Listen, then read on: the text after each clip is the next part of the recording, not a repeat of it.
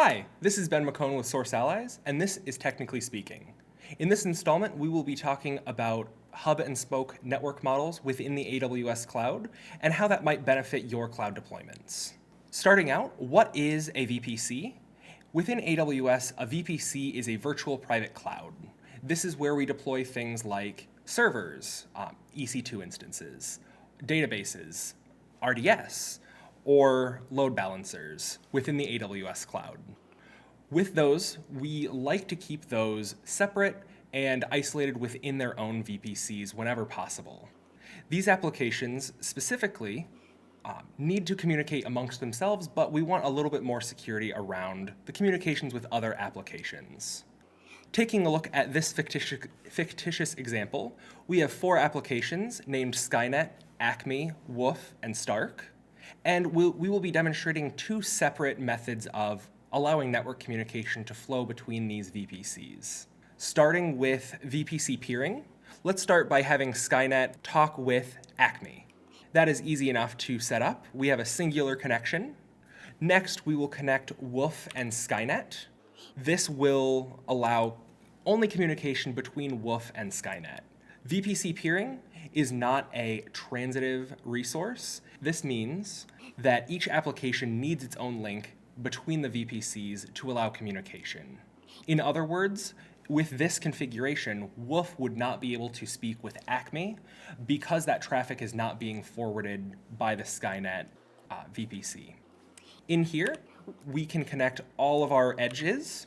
This allows Skynet to talk to Woof, Woof to talk to Stark, Stark to talk to Acme, and back to our initial case. But we still don't have access between Skynet and Stark or Woof and Acme.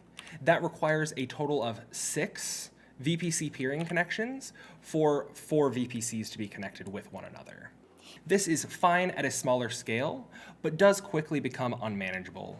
On the contrary, what we can do is we could introduce a 5th VPC called our hub. Now, what a hub does is very important, but also almost invisible to our end users. A hub is something that we will deploy a resource called a transit gateway to, and this transit gateway allows very similar interactions to that of VPC peering, but this is a transitive resource. It will forward that traffic along, and we can think of this much like a cloud router.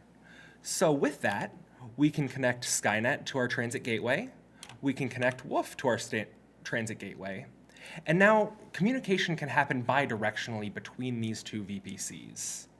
Finishing this off, we only need 4 connections for this infrastructure to all be able to communicate. You may be asking yourself, now how is this secure because all of my apps can now talk to each other even though they're in separate VPCs? Isn't that a problem? Yes and no. By default, we have our route tables populated within all of these VPCs to traverse all of those other networks. But we can control that by putting in specific route tables for each VPC such that Skynet can't talk to Stark or any of those specific examples. Another benefit of transit gateways is it gives us a central location where all of our traffic can egress AWS, and we can force all of that traffic to first enter through a centrally defined firewall managed by, for example, a security team, leaving that out of the need for every application team to manage. Knowing that transit gateways allow that central hub to connect to everything, this also gives us a central location to connect other clouds or even our on-premises offices via VPN or direct connections. In conclusion, this talk has been about the differences between a VPC peering connection and a transit gateway hub and spoke model within the AWS cloud.